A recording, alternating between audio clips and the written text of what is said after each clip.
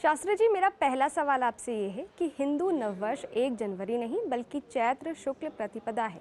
क्या शास्त्रों में सच में हिंदू नववर्ष का उल्लेख मिलता है? देखिए, एक बात समझने की है कि जिसे हिंदू नववर्ष कहकर प्रचारित किया जाता है, वास्तव में उसके लिए भारतीय संवत्सर अधिक उपयुक्त शब्द है, क्योंकि हिंदू धर्म विविधतापूर्ण है। इसका विचार मौलिक है, इसका विचार वेदों से, शास्त्रों से जुड़ा हुआ है और इसलिए अनेक वर्ष भारत के विभिन्न अंचलों में भिन्न भिन्न तिथियों पर मनाए जाते हैं। इसे संवत्सरः वत्सरोब्दः हायनो स्त्री शरत समाह, चौथी शताब्दी में अमरकोश ने यह कहा कि संवत्सर शब्द के पर्याय संवत्सर, वत्सर, हायन, अब्द, शरद और सम, ये सभी शब्द वर्ष के वाचक हैं। अब पहली बात तो जानने की यह है कि संवत्सर की अवधि का निर्धारण कैसे किया गया। हमारे यहाँ चैत्र मास से फाल्गुन मास के बाद जब फिर चैत्र मास आता है तो 12 महीनों की अवधि पूरी हो जाती है।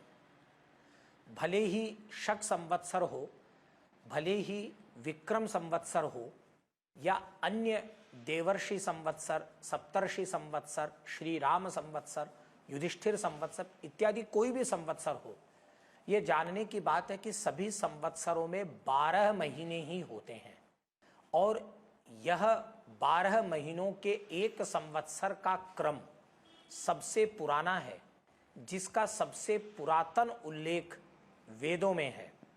इसी कारण जो ग्रेगोरियन कैलेंडर बाद में विकसित हुआ, जिसके माध्यम से अभी जनवरी, फरवरी, मार्च, अप्रैल जैसे महीने चल रहे हैं, या इस्लाम में जो वर्ष चला, उन सभी महीनों में भी 12 ही महीने हैं।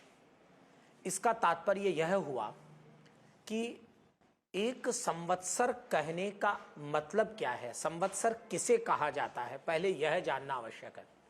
संस्कृत भाषा में प्रत्येक शब्द अपने विशिष्ट अर्थ को बताता है, अतः संवत्सर शब्द का अर्थ संस्कृत भाषा के विद्वानों ने यह किया है, जिसका अर्थ है संवसन्ति ऋतवः यस्मिन् स संवत्सरः। तात्पर्य है 6 ऋतुएं जब एक चक्र उन ऋतुओं का पूरा हो जाता है, उस अवधि को, उस कालावधि को संवत्सर कहा जाता है। यह तो हुई एक बात।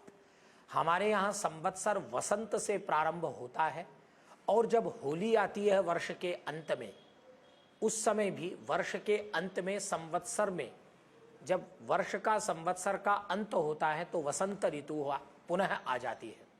2 मास तक एक ऋतु के रहने से 6 ऋतुओं का एक चक्र जितने समय में पूरा हो जाता है, उसको हमारे यहाँ संवत्सर कहा जाता है, अदिति जी। अतः यह संवत्सर की जो योजना है, संवत्सर का जो निर्माण है, यह मानवकृत व्यवस्था नहीं है, बल्कि यह प्राकृतिक व्यवस्था है, एक प्राकृतिक योजना है, जिस योजना के काल को गिनने के लिए, 6 ऋतुओं के एक ऋतु चक्र को गिनने के लिए हमारे यहाँ एक वर्ष की अवधि अर्थात संवत्सर कहा गया। अब यह जो संवत्सर है, इसी को हमारे यहाँ शरद कहते हैं, सम कहते हैं। शरद एक ऋतु भी है, वसंत ऋतु प्रथम ऋतु है। ऋग्वेद का कथन है, वसंतो स्यासीदाज्यम ग्रीष्म इधमा शारद्धवी। वह जो यज्ञ प्रारंभ हुआ सृष्टि के प्रारंभ में, उसमें वसंतः अस्य आसीत आज्यम, अर्थात उस यज्ञ में जो आज्य था, घृत था, वह वसंत था। यहाँ सबसे पहले वसंत ऋतु की चर्चा की गई है। अतः यह कथन निर्विवाद है कि वसंत में संवत्सर के आरंभ होने का प्रमाण बहुत पुराना है, जिसके स्रोत और सूत्र वेदों में प्राप्त होते हैं। दूसरी ऋतु हमारे यहाँ ग्रीष्म है, ग्रीष्म के बाद हम सभी लोग जानते हैं वर्षा है, वर्षा के बाद शरद है, शरद के बाद शिशिर, हेमंत इत्यादि, जहाँ पतझड़ आने लगती है। शिशिर में बहुत तेज सर्दी होती है, हेमंत होती है, हेमंत के बाद पुनः वसंत आ जाती है।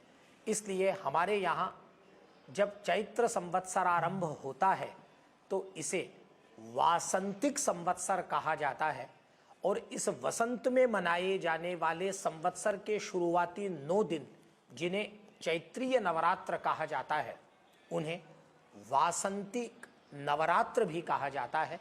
और इन 9 दिनों के नवरात्र में पूजा जिन देवी माता की होती है, उन देवी का एक नाम नवरात्र प्रदीप नामक ग्रंथ में आया है, और वह नाम है वासंती।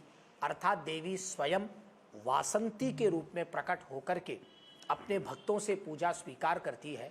इस प्रकार से ये स्पष्ट है कि भारत में चैत्र से नव संवत्सर मनाने की एक प्रक्रिया है, लेकिन भारत के दूसरे भागों में कार्तिक मास के शुक्ल पक्ष की प्रतिपदा, जिसे बलि प्रतिपदा भी कहा जाता है, जो दीपावली के एक दिन दूसरे दिन होता है, जिस दिन गोवर्धन पूजा होती है,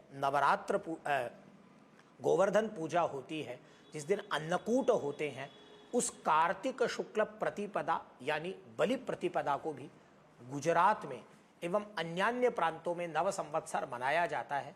यह शास्त्रीय विभेद है, लेकिन इन दोनों का कोई विरोध नहीं है। ये दोनों भारतीय नव संवत्सर हैं। और इसके अलावा तीसरा, जिसका अदिति जी आपने उल्लेख किया कि भारत का अपना राष्ट्रीय संवत, जिसे शक संवत्सर कहते हैं, वह भी लगभग इसी वसंत ऋतु में प्रतिवर्ष विषुव संक्रांति पर 22 मार्च को, जब रात दिन बराबर होते हैं, उस समय यह शक संवत्सर प्रारंभ होता है।